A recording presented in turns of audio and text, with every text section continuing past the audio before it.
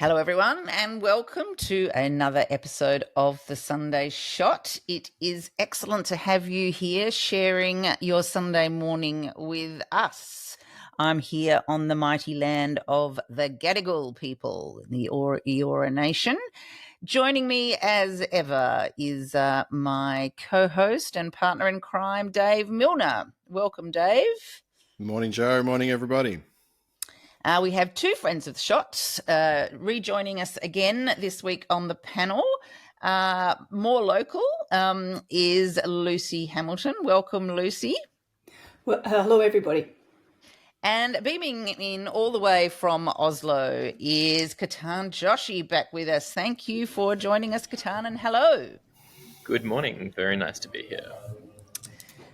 Look, it's been another big week. I think we say this every week now, but Albo's, this time he's been zipping around our region rather than coming back from the US, where he debuted his new BFF relationship with Donald Trump, which seems to have been cemented in South Korea. He got to sit pride of place next to Donald at the dinner, which was hosted by South Korea, and it had sort of a weird and fairly random guest list of just whoever was in favour at the time and who was, arriving early, had left ASEAN early and was coming into APAC. Trump had to sit opposite his not so good friend, the Prime Minister of Canada, who he'd sworn that he was not going to cross paths with while they were in the same part of the world. But, it's been old friends, new friends, kind of a lot going on with our world leaders. Lucy, any kind of thoughts on these array, seemingly kind of changing array of relationships that we see before us in the world leaders? I guess we can say it's entertaining. It just keeps changing things up, and it's hard to know what to do when you've got a clown in charge of the country that's got some of the most power going around.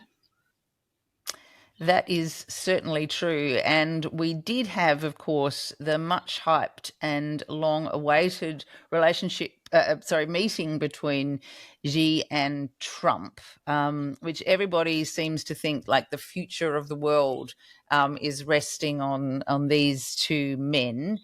Ketan, any early takes? We were recording this just only a short time after the meeting concluded. Trump came out and gave it a 12 out of 10. Xi's held his own counsel thus far. I guess I always try to pay attention to these things from the context of climate. And, China currently holds a massive monopoly almost on major parts of the clean technology supply chain. And America is just, freaking out a little bit about it. It's not just clean technology supply chain.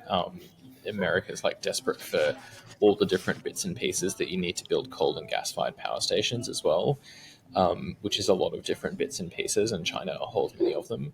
And so, this is a real, the sort of America is doing a lot of posturing and winning very few battles, and China is just kind of pinging off their skin, like they don't even care, like it's just nothing to them. It's like that Mad Men meme of I don't even think about you at all. It's just remarkable to see it playing out. And I don't know where it's going to go, but it seems like a fairly predictable outcome that Trump was making a lot of noise and China's leader was just like, yeah, all right, whatever. Yeah. I mean, it was interesting that when they went into the meeting and the comments that were made on the way in, Xi was very much, again, projecting China as equal and an equal partner with China when he talked about, great powers, they're not always going to get along, but here we can try and forge a relationship. There's no reason that we can't be friends. But they've already, in a sense, moved into the multipolar world, which Trump and America is still kind of resisting this idea that China's power in the region is irrevocable and irreversible and incontrovertible in many ways. Would seem to me. We got into a little bit of trouble from some of our listeners last week when we were talking about the realpolitik of the deals that may well be done between Trump and Xi, as if by describing how Taiwan might become a pawn in that game, we were somehow endorsing, or at the very least, not opposed to the potential kind of assumption that the good burgers of Taiwan are irrelevant. That was certainly not our position, but it does. I mean, coming out of the meeting, Trump was saying, well, Taiwan didn't even come up. It's not clearly a critical issue in the transactional way that Trump is viewing his relationship with China. Dave? I mean, I guess I haven't paid that close attention to this. I have not had my head up Trump's ass, so I'm not going to speak too much to this one. Other than, I mean, to not acknowledge the multipolarity that is just the obvious truth of this planet is to live in denial and to not accept what's really happening in the world economy. Like, it is a superpower that will absolutely rival America. It's also less decrepit. It's in less of a state of rot. And it did this, like, I don't want to say genius thing, but it kept its billionaires in line. It executed one or two of them for corruption, and the rest are, instead of controlling the apparatus of state, they're being controlled by the state, which, I mean, private tyranny is the most oppressive, cruel form of tyranny. So I think it's absurd to not acknowledge the reality of the world we're moving into, but, that's what Americans are doing right now. Yeah, look, I think tyrannies, whether private or public, they can feel the same if you're being led away to be shot. But nonetheless, I do think I would agree with you that the point, though, is that corporations are far less democratic than even undemocratic democracies. I don't know that I would say that they are less democratic than the Chinese Communist Party, though. No, I'm not saying they're democratic either. No one here is. I don't even think we are at this point. No, well, okay, that's a different point. Again, just a quick roundup of some of the more domestic issues that we've had. There's been ongoing discussions about the lack of transparency of this government, and that has manifested itself in different ways, and the way that the government is interacting with the media. Before we dive into freedom of information, Dave, you have some thoughts, I think, on the media and its behaviour this week. Yeah, I guess I do. I'm just going to grab the pulpit for a moment and have the tiniest, littlest bit of a rant. If you thought the stuff with David Marr and Chris Hedges last week was bad, I'm just going to join some dots, link some context. I'm just going to talk about 5 facts that just are objective, piece them together, ask everyone to form their own interpretation of events. Number 1, the ceasefire in Gaza has been broken 125 times in the last 18 days. 105 Palestinians were murdered overnight. 46 of those were children. F-35s are flying. Bombs are dropping. Point number 2, Francesca Albanese has just released her most recent report on the Gaza genocide, and she names Australia's complicity specifically in relation to the F-35 program and all this political gaslighting and diplomatic support for a genocidal rogue state. Point number 3. Penny Wong, quote, Foreign Minister, no one has done more than Donald Trump to bring peace to the Middle East in the last few decades. Point number 4, this is funny. This is actually kind of funny. Amongst all of this shit, the government has a roster of talking points for when they are asked real sticky questions about this, like, why aren't you calling it a genocide? Or are you going to support Dr. Mo's Children's Hospital for Kids in Gaza? They have a talking point of how to weasel their way out of these questions. And for some reason, inexplicable to us, either incompetence or there's someone in the government with a spine that's being a little rebellious, they sent that to the Australian Palestine Advocacy Network this week. Can you imagine how Nasser Mashni would have felt getting that email? I'm sure the guy's used to betrayal by this point. Anyway, he sends it on to the fine folk at Deep Cut News, who published the story, And what you have there is private acknowledgement of the genocide in contrast with their public statements. Okay, that's point number 4. Point number 5 is that the Australian media this week has been talking about how anti-Semitic Albanese's Joy Division t-shirt is. That's the discussion we're having right now around this series of events. A Joy Division t-shirt is as anti-Semitic as a functional children's hospital, as a watermelon, as not wanting to see kids exterminated on your social media. The state of this conversation is fucking insane. And that's a great moment to just like, subscribe, do the YouTube thing. Thank you. Cheers, Joe. Well, they are kind of pretty incredible points. I mean, it was an extraordinary thing that we could spend more time talking about Anthony Albanese's T-shirt than we could about the fact that the ceasefire had been broken.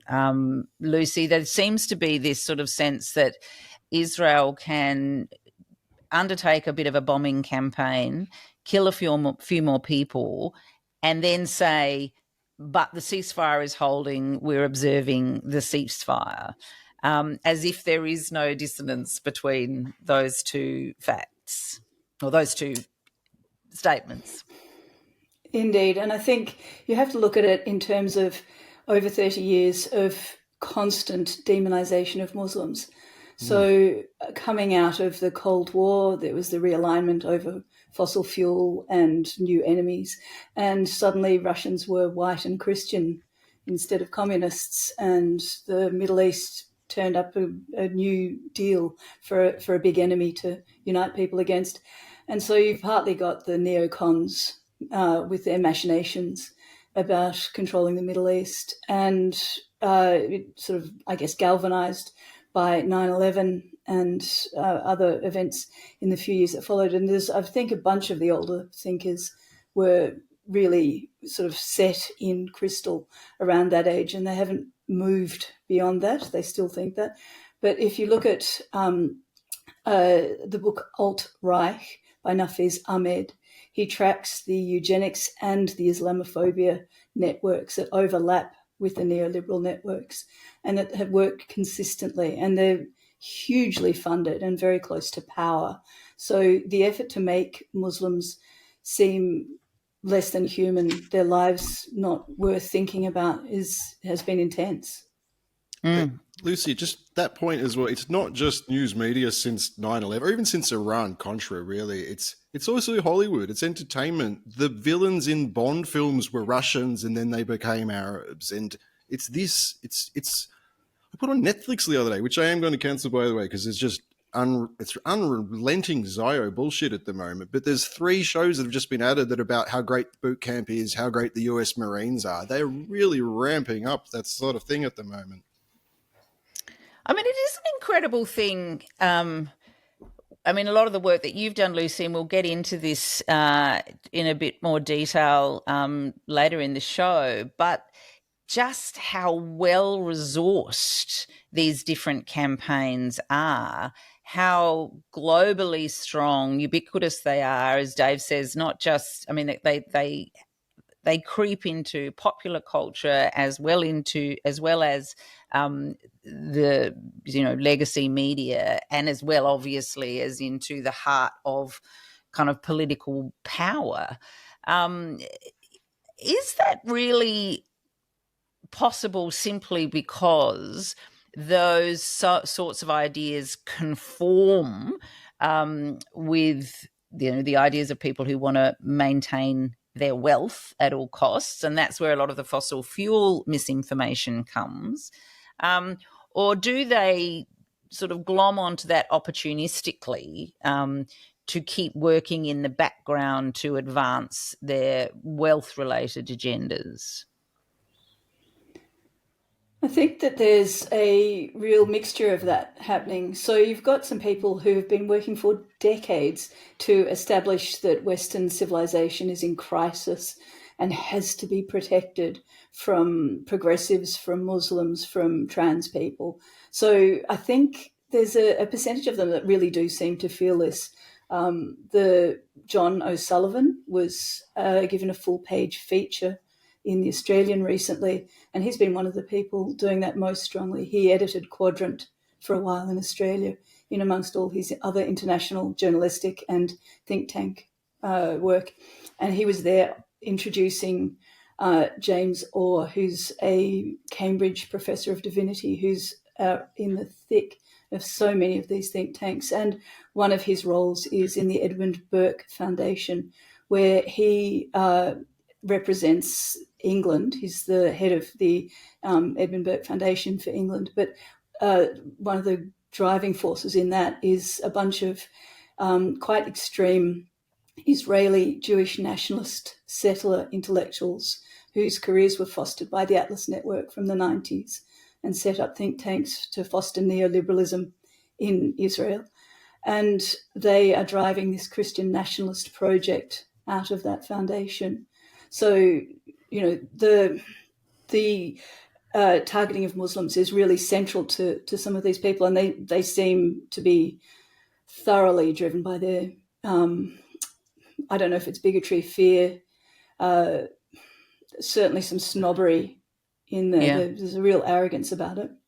So there's a real kind of conviction behind it rather than just sort of seizing a moment or seizing a way to protect their own wealth and power. We will come back to some of that. Yeah, it is. It is hard. And it doesn't matter really in the end, given the outcomes. There's all this money from Atlas Network partners in the European Union fostering anti-queer and anti-reproductive healthcare activity for the far right. But you'd expect it to come from the more Christian ends of the Atlas Network. And then you find the Cato Institutes there, and they're one of the most, sort of clean neoliberal groups. So they're fostering this in Europe.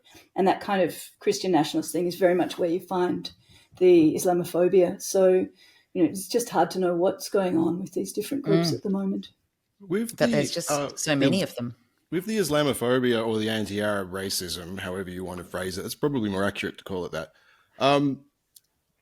It is designed to flatten the Arab world into cliches and archetypes in our minds so that we impulsively, when something like Hamas or Hezbollah come up, the neural pathway that fires is ISIS and Al-Qaeda rather than the ANC or national liberation movements that are legally obliged to fight back against oppression. We impulsively do this in the West. It's a very colonial mindset thing.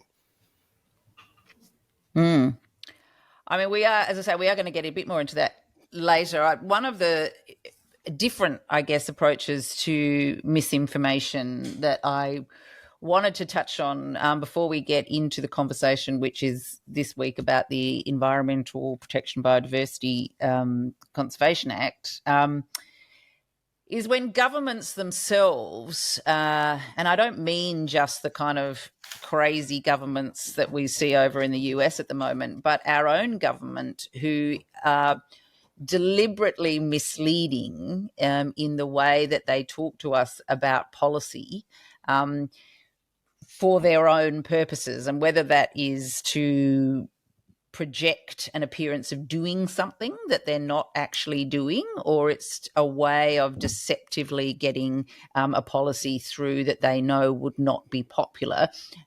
For example, the Freedom of Information changes, where they alleged that this was something that would help prevent future robo-debt scenarios, when it is in fact completely the opposite of what Commissioner Holmes advised was necessary to ensure that robo-debt didn't happen again. She said we need to strengthen freedom of information access, and in fact the reforms being proposed by the Albanese government very deliberately weaken our capacity to get information.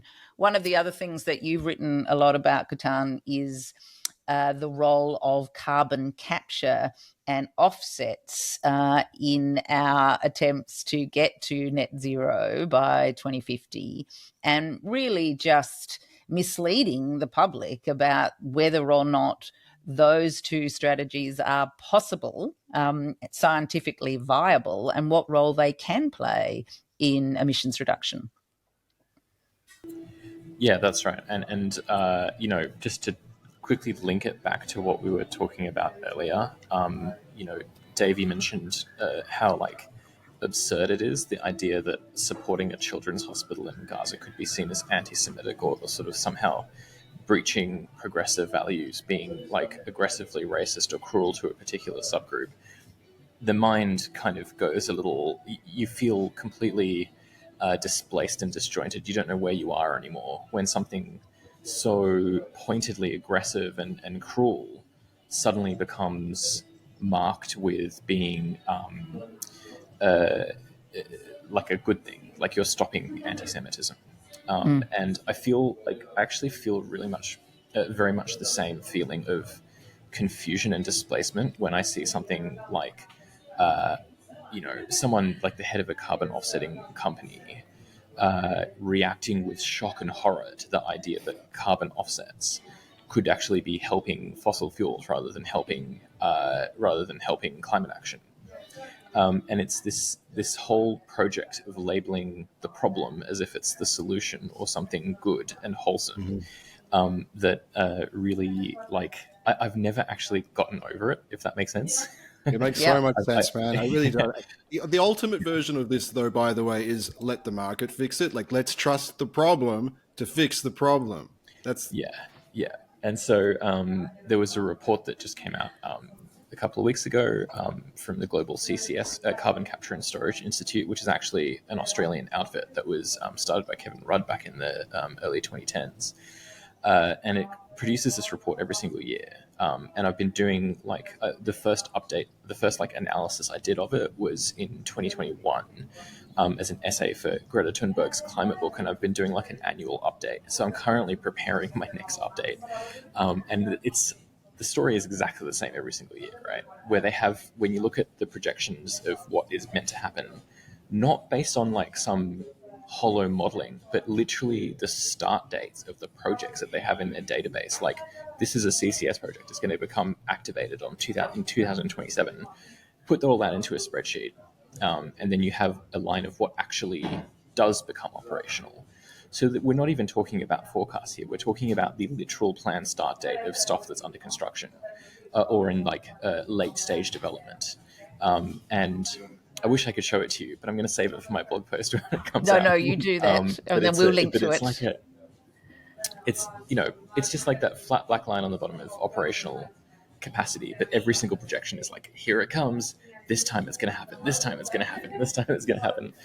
And it's just, you know, it's that same feeling of like, why am I like a random dude in Oslo, the person who actually checks to see whether this extremely major and constantly cited technology is actually doing what is promised or suggested that it will be doing in every single report. It doesn't make sense that like this kind of stuff that me and my colleagues in the sort of climate accountability space do is so strange and rare, and people are just like, oh, you checked that, like you checked to see if it was if it was doing what it said it was doing.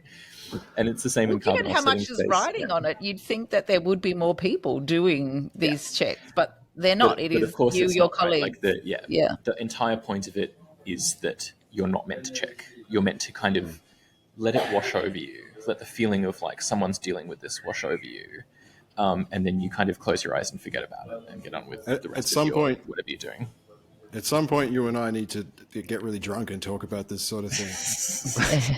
I would love Why, to do that. like, why are we doing this? Why aren't the people in the suits on the television doing some of this stuff? My God, there's two things that really frustrate me with this just general principle. It's the detachment of the people doing this, of the complicit people that can just shut down any sort of emotional reaction to the future of the planet. That's like one of it. And then the other one is these people, as you've just said, are wrong professionally, habitually, all the time for decades. Why the fuck are people still listening to them? Well, not just listening to them, but they're in fact basing the future of our planet Yeah, real bad on idea. these kind of ideas, these ideas which have been debunked by the likes of Yucatan, and yet they continue to play this sort of illusory role at the very heart of our climate policy. I think Lucy has the answer there. I saw her hand go up. Oh no, just Sorry, that Lucy. abundance is another one of them. It's Oh my! neoliberalism marketed as if it's green. It's Malibu Stacy with a new hat. It's just that was obvious, right? Of course, it's neoliberalism again. Oh, there's too much regulation, and perhaps we should just let the rich people sort this out. Like what?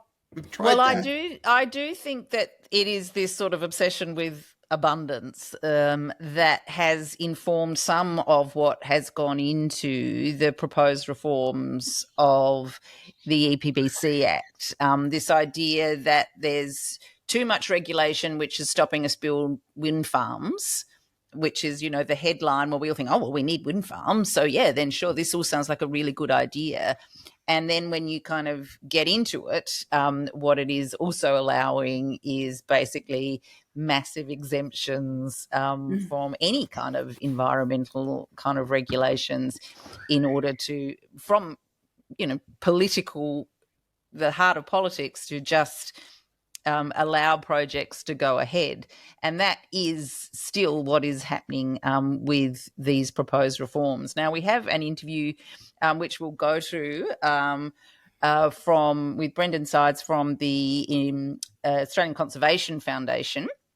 And we'll listen to that. They are not as negative about all aspects of the reforms. They do think there's a few steps forward, but a couple going back, and a lot still to see in the detail of what is finally agreed and in the environmental standards which are at the heart of this act and which have not yet actually been tabled. So we'll go to that and then we'll come back and have a bit of a chat. Brendan Sydes, thanks for joining us on the Sunday Shot. Thanks for having me. So the government introduced their long-awaited amendments into the Environmental Protection and Biodiversity Act on Thursday. And there's been a lot of debate about it in the lead up to that introduction, even before we actually knew the detail. Now that people have had a chance to see it, and we got the drops, of course, along the way, Yep. Does the Conservation Foundation think there's anything good to be had in these bills?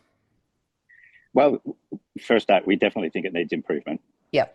But it does also represent a step forward, step in the right direction in terms of things that we've been advocating for a long time. So when Professor Samuel 5 years ago today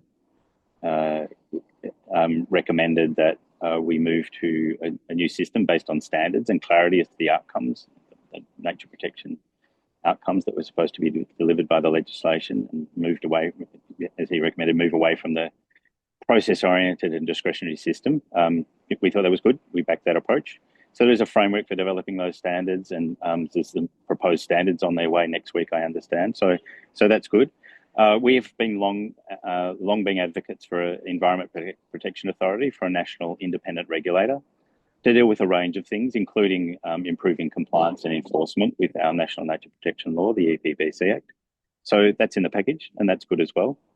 The challenge for us is that each of those things are pretty qualified as well. So some good steps forward, perhaps, in terms of a framework for developing the standards, and hopefully the standards themselves when we see them. And some other important improvements in the rules for nature protection. You might have heard it discussed in the news, this concept of defining unacceptable impacts in the legislation and just setting out in the law some clear red lines. That's a good thing as well. Our concern, I guess, is that a lot of those things are pretty qualified in the sense that the tests for applying them are very discretionary or subjective, and there's some weasel words in there that provides a fair bit of flexibility about how those rules are applied.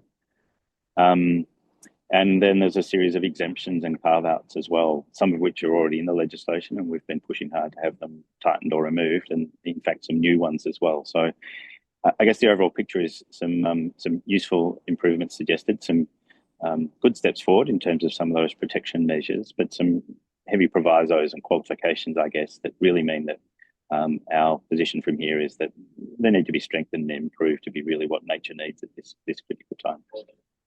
So the big one there does seem to be the fact that the final decision maker is still a politician, is still the minister, and providing him or her with great discretion as to whether, well, they can just override any of the recommendations from the Environmental Protection Authority.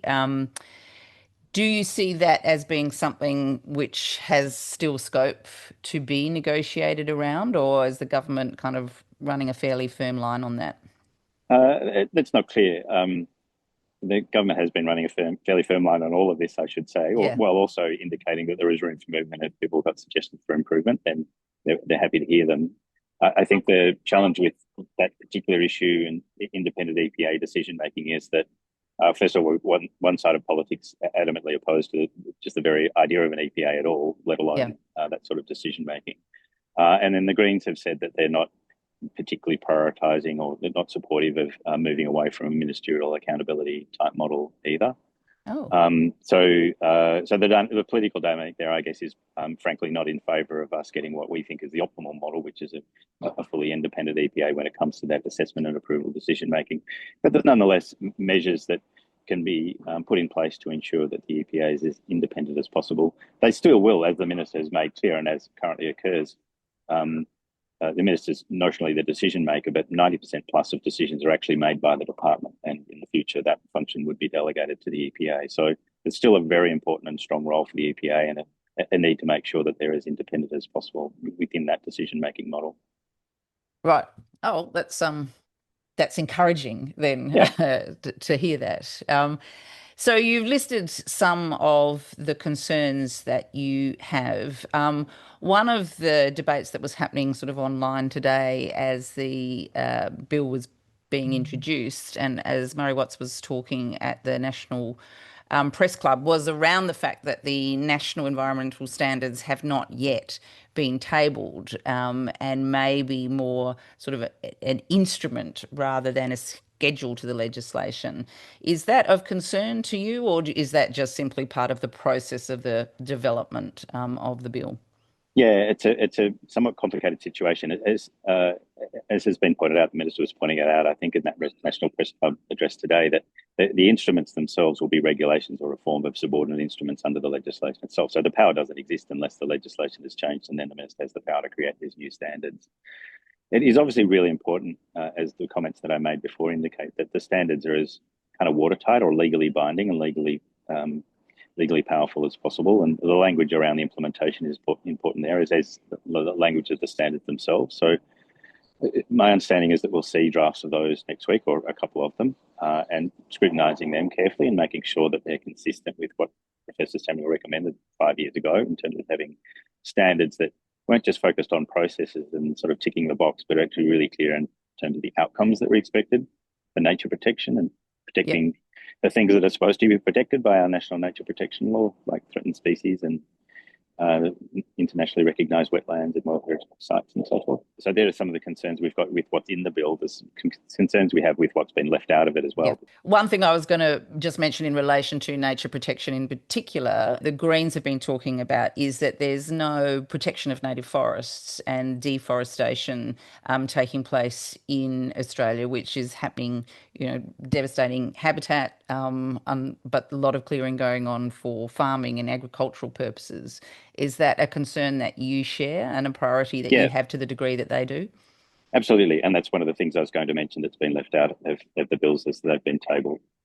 The need to close deforestation loopholes is what we've been referring this to, but there's in fact two components to that. One is that native forest logging under regional forest agreements has always been exempt from the EPBC Act. So this, I think, is an untenable situation where our national nature protection law doesn't have a look-in, doesn't have a say when it comes to the impacts of native forest logging on listed threatened species. So closing that loophole, and the way that the Minister has been describing this, is applying the standards to regional forest agreements. But doing something about the exemption, we think, is critically important as well. And we are very disappointed that because it was a recommendation of the Samuel Review, and it's something the government has said that they're committed to, but there's nothing in the package that the government has brought to the start line. So that's disappointing, and something we'd be obviously expecting would be addressed as we go through the parliamentary process, and insist really that the ALP delivers on that long-standing commitment to apply this legislative framework, the standards particularly to native forest logging under regional forest agreements. The other major deforestation loophole is the deforestation that occurs on agricultural land, particularly in New South Wales, especially in Queensland. It's been going on for years, losing hundreds of thousands of hectares every year. And recognising that's an issue that needs to be dealt with by our national nature protection law is really important as well. There are some important things in the package, including particularly the EPA and some new compliance and enforcement powers and increased penalties that will go some way to addressing the non-compliance problems that exist in that area. But there's a loophole as well in the sense that there's this exemption for continuing uses under the EPBC Act, which is intended just to preserve a narrow range of activities that were ongoing and occurring prior to the introduction of the Act or the commencement of the Act in 2000, and made sure that they weren't immediately illegal afterwards, after the Act commenced. But in the agricultural context particularly, it's interpreted in some situations as just almost a blanket exemption for any agricultural activity, particularly bulldozing habitat. So dealing with that loophole is long overdue and something that's critically important to be done as part of this reform process as well. And similarly to the native forest logging situation that I just mentioned before, there's nothing about that in the bill. So that's also something that we think needs to be prioritised through the parliamentary process over coming weeks, months, however long it takes. Yeah, however long it is. Yeah. When it comes to that interpretation, that very wide interpretation of continuing use, who is making that interpretation? Is that just people on the ground, or is it state governments? Or it's a good question. It's a combination of, I guess, a lack of enforcement and an encouragement of that interpretation, I'd say, at the sort of level of the administration of the Act. A lack of information often provided by state government regulators and resource managers in terms of what those national environmental law obligations might be. And just a situation that's evolved over time, I guess, where there's effectively a de facto exemption in place. It's not necessarily even there on paper, but because the exemption is much narrower than it's typically interpreted, I think. But clearly it's a complicating factor in terms of actually getting some action on this deforestation. So to not fix it when we're fixing our national environmental laws would leave us in a situation where we'll just repeat the experience of the last 25 years, which is, as I said, every year hundreds of thousands of hectares being cleared, including hundreds of thousands, very large amounts of remnant forest that's never been cleared before. So. One of the other things which obviously has been left out, and we were all knew this in advance, is the notion of any kind of consideration of climate. Yes. By the EPA. There is this sort of new provision that big projects will have to disclose the level of Scope 1 and 2 emissions, but seemingly without any consequences, and of course Scope 3 not mentioned at all. What is the intention of that? Is it just to somehow shame the projects? It's an excellent question. I've never been clear what the utility of merely disclosing things, keeping in mind that, I mean, disclosure is a useful thing, but we're already actually now well beyond what's proposed here in terms of some of the requirements under other laws and other regulatory frameworks under which various companies and businesses operate.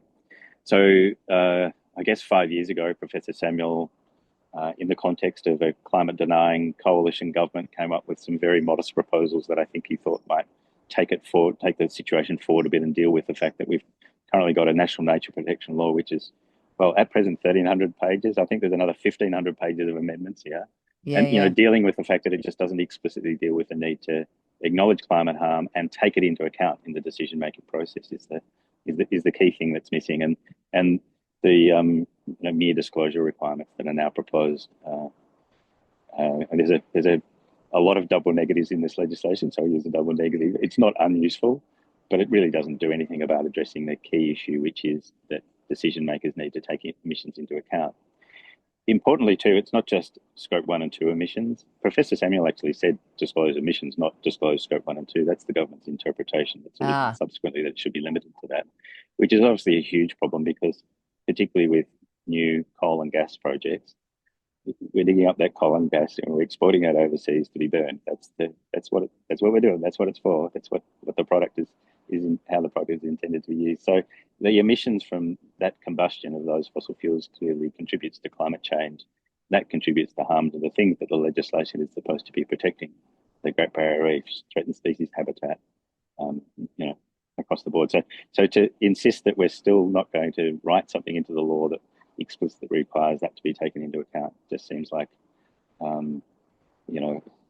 it's crazy, actually. I mean, it was our CEO has been saying Paul Sinclair just doesn't pass the pod test. So we're very disappointed that there's been no progress on that over 5 years since the Samuel Review recommendation.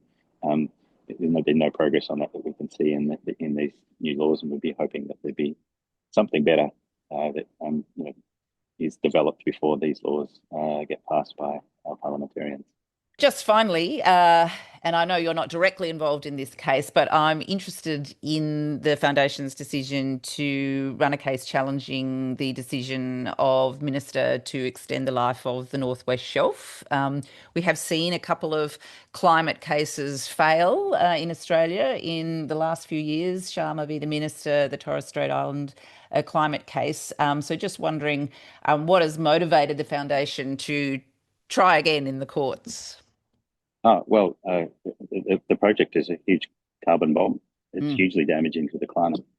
We're adamant that it shouldn't proceed.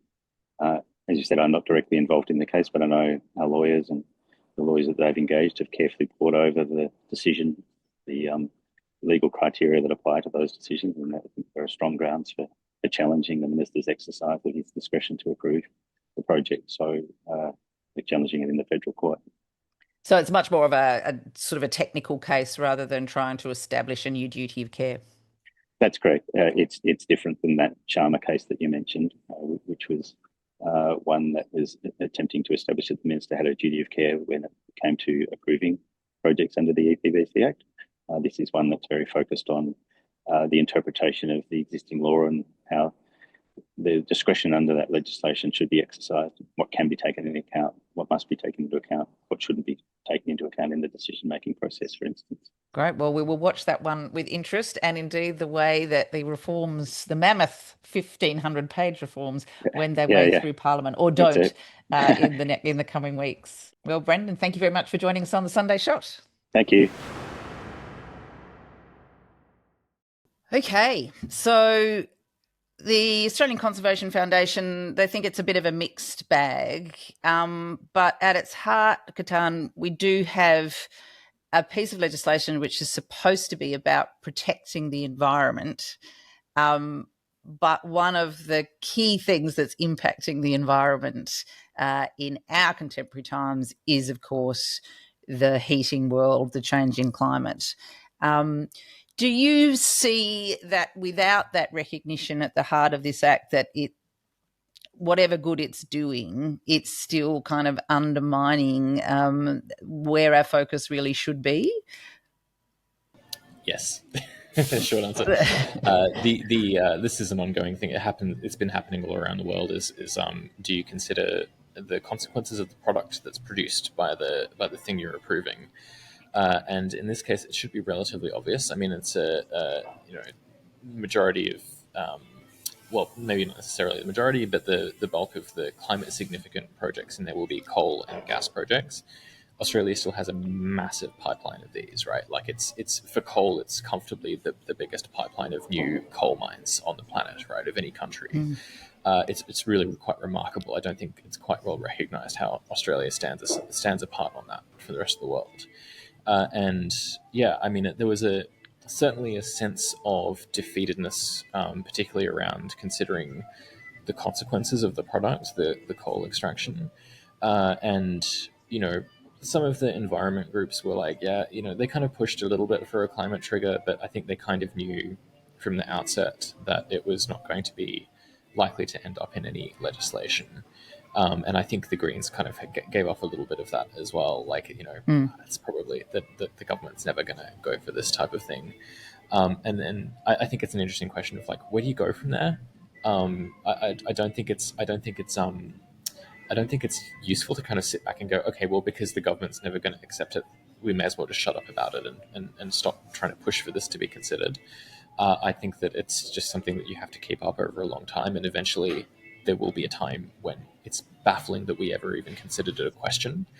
And the other thing I want to mention, having had a look at some of the reactions and some of the summaries, and of course having listened to that interview, is there's this question that keeps coming up around what gets disclosed or estimated or considered, right? Like I see the word considered a lot. So you kind of end up pushing for a court to consider the consequences of the coal that's burnt, or even just the consequences of the emissions that are released during the process of digging up coal and gas. But often what I've seen is that a court will consider it and go, well, you've got some offsets in there, so it's kind of okay. Or I've considered it, and because the developer told me that it's 0.001235% of total Australia's total emissions, I've considered it and now I don't care because it sounds small. And we're actually already seeing this at play with this policy called the safeguard mechanism, which is this policy that applies to large industrial polluters, half of which by emissions are coal and gas mines in Australia. And when the debate was red hot with that, there was this push to include the direct emissions and consider those. And then they're considered now. And they're just, Woodside is a nice example of this. They slap some carbon offsets on there and it's job done. And so my initial reaction, to these laws is really just like, first of all, I think that the graveness and the seriousness and like irreversibility of what they're doing with the environmental harm, specifically through climate change, is not being considered. It's not actually being looked at in the face. People aren't going, we will never get back what we lose from the emissions that result from this project. There's no reversing it. There's no offsetting it. I think you can probably say a similar thing about biodiversity offsets that are being used in this as well. I think I haven't looked too deep into it, but the general reaction I've seen is that there's too much allowance for biodiversity offsets. And it is exactly the same feeling at heart, right? Which is like, we're losing something that we'll never get back. But when you have a mechanism or a rhetorical device in there that lets you pretend like you've undone it or you've prevented it, that's even more dangerous than sort of ignoring it. The feeling of pretending like you've dealt with it is worse than shoving it into a box and forgetting about it. So that's kind of just my initial reaction to the climate element of it. Yeah. I mean, one of the interesting things, Lucy, is that whilst some people are pretending that they're taking action with various policies, there are others that aren't even pretending that they care about whether action is taken. And we've seen that more recently in Australian politics with, Barnaby Joyce's dummy spit, and then Matt Canavan having, apparently done some very detailed report into net zero, preparatory clearly for the Nationals to ditch net zero as a goal. Very much pushing the line, which comes up again from some of your hideous kind of dark money funded junk tanks, that net zero is an ideology. It is a hoax, which has, and Trump says this explicitly, which is being played on the Western world by, the woke brigade. And there is a real push to fund that as an ideology that they hope will permeate and take hold and reverse even the tiny steps that we've taken and the broader acceptance that we should be doing something. Yeah, well, I think you've got this bunch of older men in particular, like Charles Koch, who've grown up through the Cold War and are full of the idea that anything that gets in the way of their profits is communism. And so anything from the civil rights era, anything from the various scientific sort of developments in understanding the ways that industry was hurting us and habitat, are all lumped in with this as an ideology, as part of the sort of Marxist threat to free enterprise, which should be let to run wild. And when you combine that, as so many have, with the quite weird Christianity coming out of America, then you get this idea that end times are imminent, and it really doesn't matter because, the faster we get there, the faster Jesus will come. And if we just get rid of all the sin, it really doesn't matter.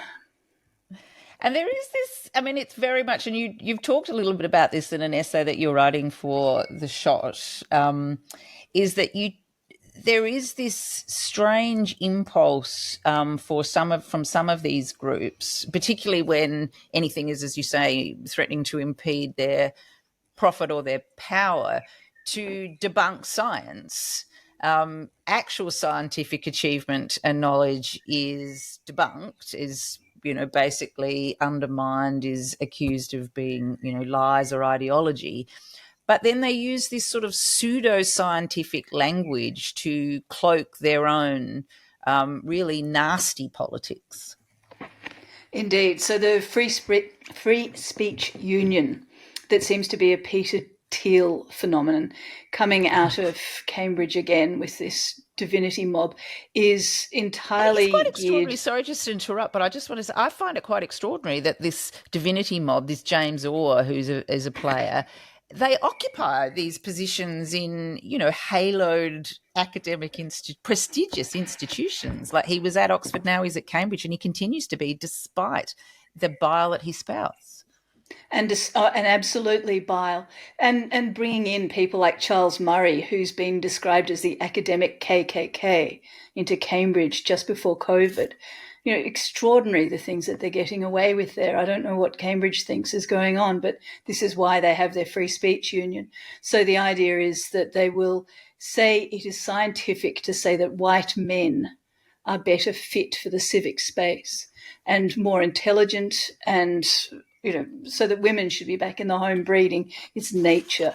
Genetically, everyone who's not a white man is less worthy. So DEI becomes, a ridiculous fight against the weight of nature, which says that nobody else except white men should be in public. So then science gets taken for their cause, and any real science they've been working to debunk, because it has been repeatedly irritating with acid rain and the ozone hole and all those sort of things. Science just won't get out of their way. So, real science is just annoying. And I think that's one of the reasons we're seeing the Trump administration break science as fast as they can. It's not just science, though. It's truth. It's reality. It's however we want to define what's actually happening. It's an assault on reality. Yeah, I think that's true. And they are actually, they're including that language of biodiversity in their, what do they call it? Human biodiversity that they're calling, which is basically that we are all different. But in their world, there's a hierarchy of difference. And at the top, as you say, are the white men, and then people of colour, women, gay, trans, any kind of difference from that norm, from the white male norm, is naturally, it's another name for eugenics. It is eugenics. It doesn't end well. No. And it enables us to take in class as well as gender and race. Sorry, go on. Absolutely. So Rupert Murdoch was taking the research that Charles Murray was doing in the 80s based on studies that were pretending to be scientific from the Pioneer Fund, which was a neo-Nazi group. And the Atlas Network think tanks were fostering his career, and then Rupert Murdoch was taking him around in his aeroplane, taking him around in his newspapers, spreading this stuff that people of lower classes, as well as other colours, were all less worthy, and that welfare just allowed them to breed instead of letting them die out. And of course, now that we've got AI and automation, they can die out faster. Yeah. We don't need them. I wanted to ask both of you, guests, Ketan and Lucy, about AI specifically in relation, I suppose, to creeping fascism, climate change, and systems of control for the masses. Lucy, do you want to jump in on that one, please? Well, a lot of the tech bros are caught up around, for example, the abundance movement, but also the weird dark Enlightenment Christian nationalist spectrum of beliefs. And they believe that AI can solve all our problems, and that, with abundance, if we have only millions more babies. We'll find the people who will solve the problems. So, it's fairly bonkers. Ketan, what do you have to say about it? Yeah. Oh man, I have a lot to say. I guess two things. First of all, I read a lot of like corporate sustainability reports, and particularly from big tech. And the one thing that's just being said constantly, particularly this year, but a little bit, sort of years before it, is that yes, our emissions are going up. Yes, we're causing a lot of we're consuming ridiculous amounts of water. We're causing massive amounts of biodiversity damage. But what is going to happen in a couple of years is that AI will become self-aware and solve climate change. And so all of the harm that we're causing now, chill out. Don't worry about that. Stop paying attention to it because we will create some sort of consciousness that resolves all of the challenges and complications of climate change. So it's not just seeing climate as like this sort of basic question of technological innovation, which it's not, right? It's way more complex. It's also that this is the classic characteristic of greenwashing, which is that you can kind of drop this promise as long as it's dazzling enough to convince the average LinkedIn-brained dude. That's enough, right? That's what you Have need. these people not seen Jurassic Park? I mean, Terminator. It would be amazing to make a real version of Jurassic Park where there's no dinosaurs because it was just like this ridiculous empty promise that just kept being made. It just never actually happened. The second thing that's worth mentioning has been the proliferation specifically of generative AI text generation tools. And I'm not necessarily talking about, you would have seen a lot of stuff around like misinformation, like submissions to parliamentary inquiries, social media posts that are generated by a chatbot, essentially, or an image generator.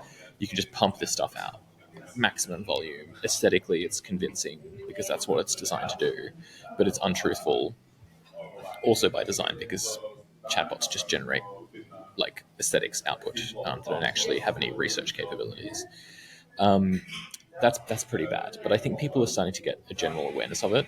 What I worry that people are not aware of is how a lot of these tools are proliferating not only within professional spaces, but even within like climate spaces. There's NGOs and individuals and organizations that are integrating tech tools, generative text and image tools that are owned by companies with a very clear and direct vested interest in twisting and skewing our informational space on climate, right? And I'm not just talking about like their emissions are high and they want to hide it. I'm talking about they are now actively, directly in league with fossil fuel companies and fossil fuel lobby groups. So that's really, really bad, right? Like that is, Yeah. you cannot write a sci-fi story more terrifying than like people voluntarily using informational technologies that are designed to skew or twist reality away from real facts and science and towards helping the fossil fuel industry. That freaks me out a lot, and I don't know what to do or what to feel about it. But a lot of it is going to come down to us, like people who are in the climate movement, actively deciding not to use the tools of the enemy as the bad. That and sabotage too. Do you want a depressing ending? Oh, Yeah, I'm go on. not really, but go ahead because we need to be informed. The Heritage Foundation wrote a white paper last year encouraging Trump to pour public billions into developing and building nuclear weapons. And Trump's just been talking today about testing them. So, the nuclear apocalypse could counter climate change. Nuclear winter. We could be saved from climate change by being wiped out by the nucler apocalypse. So Let's wrap it up on that happy note. Thanks, win Lucy. some, you lose some. That does bring us to the end in a depressing way to another episode of the Sunday Shot. I didn't ask you to think of a top tip, but I don't know if Lucy or Ketan has a little tip that you would like to highlight, something that you've been thinking about across the last week, or that you want us to keep an eye on as the week, the next week comes hurtling towards us, Ketan? just absolutely, it would be the rise of like the pragmatic, realist climate guy. Bill Gates did a thing a couple of days ago, but this has been happening. Tony Blair did one, a little bit more recently, a little bit less recently. Somebody rich and influential member of the elite will kind of stand up and go, okay, everybody, time for some hard truths or tough reality on climate. And then they'll just blurt out something that supports fossil fuels. Like, it's just, Yeah. It sounds obvious to us, but it is shockingly influential. And so if you can, when you hear stuff like that, if you can just talk to other people around you about how it's nonsense and it's not realistic and it's not mature or like adults in the room at all, it's actually extremist and absurd.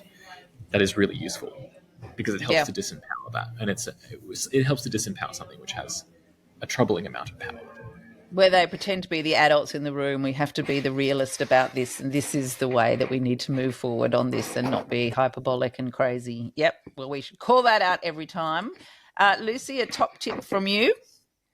Jason Clare is off tonight at one of the Atlas partner tanks talking to an English and a New Zealand operative about how they say we have to get rid of all the colonial information that we have in our education system and make it back to Western civilization monoculture. So let's hope Jason Clare's pushing back. Oh, well, I hope so. I think it's surprising that he would go there at all. Dave, anything from you? Yeah, just quickly, I suppose I called out a little bit of the media before, so I'd have to do the self-awareness thing and acknowledge some stuff.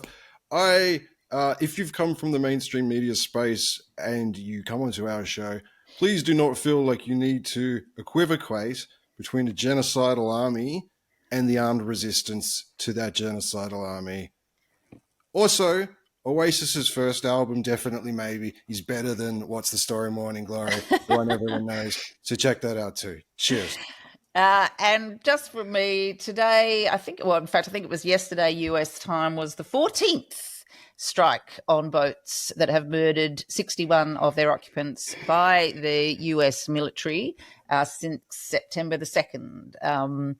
The Trump administration asserts they're drug runners. They've offered no proof, but even if they were, which has been contested by the Colombian government when it said they were innocent fishermen who were being murdered, but even if they were drug runners, that does not mean that the US government is entitled to enact arbitrary and extrajudicial killings, call it what they are, murder citizens of the world.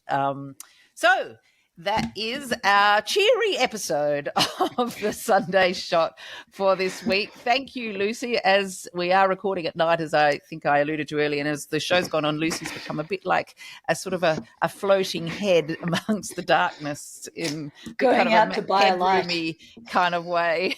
But thank you very much. Leaking secrets to the world in darkness. Yeah, do check out Lucy's article on The Shot when it gets posted. Ronnie's is already up about the meeting with Xi and Trump.